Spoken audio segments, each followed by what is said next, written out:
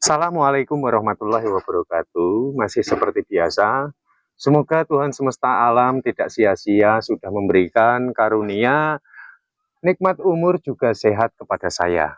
Dan semoga saya juga akan berupaya melestarikan alam semesta. Nah, kesempatan kali ini saya ingin mengulas bagaimana cara menanam ubi jalar ataupun ketela supaya lebih cepat panen.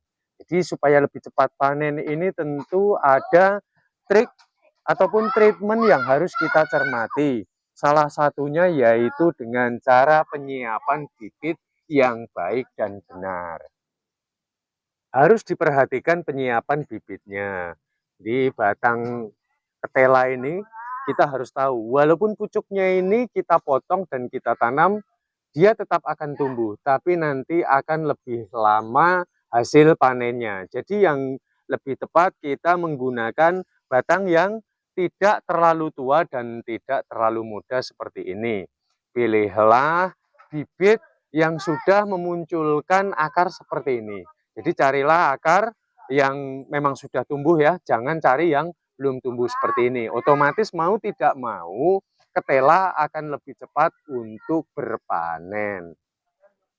Hindari pemilihan batang yang sudah terlalu tua seperti ini untuk bibit ya. Ini sangat tidak cocok sekali karena batang yang sudah tua ini akan sulit untuk memunculkan akar ataupun umbi yang lebat. Ini jadi sudah tidak guna untuk pembibitan. Yang lebih tepatnya ya seperti ini, tidak terlalu tua dan tidak terlalu muda. Dan bagaimana cara melakukan penyiapannya? Kita langsung dapat memangkasnya seperti ini ya. Ukurannya kurang lebih ini sekitar 30 cm saja sudah cukup, seperti ini, perhatikan ya.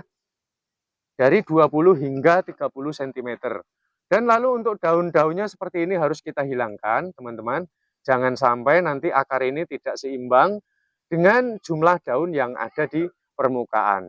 Jadi kita sisakan di bagian paling atas untuk daunnya seperti ini. Jadi kita sisakan di bagian paling atas seperti ini. Dan terutama kalau ada tunas baru seperti ini ya, nanti muncul gitu di sebelah seperti ini, sisakan tunasnya itu ya. Dan karena ini masih ada dua, jadi ini saya hilangkan satu saja seperti ini. Untuk yang sudah tumbuh nanti hasilnya akan seperti ini. Dia akan muncul tunas baru dan kemudian dia akan bisa menjulur berkembang. Dan kedalaman yang ideal kita tidak perlu dalam-dalam ya, karena umbi ini kalau semakin ke dalam di sana otomatis nanti tanahnya akan semakin memadat, jadi agak dangkal saja. Nah, kedalaman yang ideal di dalam pengolahan tanah seperti ini kurang lebih untuk kita menggalinya ini sekitar 30 hingga 40 cm. Jadi kalau kita gundukkan, kita membuat galengan seperti ini, lihat. Ini bertujuan supaya nanti ketika menapaki musim penghujan, ini tidak terendam oleh air. Maka kalau kalian di wilayah yang memang tempatnya ini tidak akan tertimpa oleh banjir, jadi tidak perlu menggunakan galengan seperti ini ya. Nah, caranya adalah kita melubangi seperti ini terlebih dahulu, lihat. Dan kemudian untuk bagian ujung ini, paling pangkal bawah ya harus kita ingat, ini kita hujamkan ke dalam seperti ini. Nah, kemudian untuk seluruh akar tadi, maka kita harus timbun secara menyeluruh dan kita tampakkan batangnya sedikit saja seperti ini, kurang lebih sekitar 2 hingga 3 ruas saja. Otomatis nanti dia akan dapat berkembang seperti ini. Nah, umumnya karena ubi jalar ini kita taruh aja asal menyentuh dengan tanah tumbuh, ini kita harus memperhatikan tumbuh memang tumbuh, tapi supaya untuk lebih cepat panen itu trik yang demikian inilah yang tepat menanam ubi jalar. Lalu kemudian ubi jalar ini kan kaya akan getah, jadi kita harus memperhatikan dari getah tersebutlah ini akan menutrisi juga menghidupi seluruh akar hingga pucuk daun. Jadi tingkat kelembapan seusai masa penanaman seperti ini harus tetap selalu dijaga tingkat kelembapannya.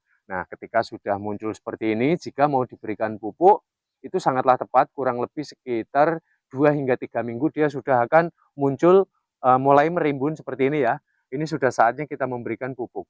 Jadi pupuknya ini kita jangan menggunakan bahan-bahan kimia, lihat, perhatikan ya. Manfaat dari pupuk ini selain dapat menutrisi, dia dapat menjaga tingkat kegemburan tanah, perhatikan.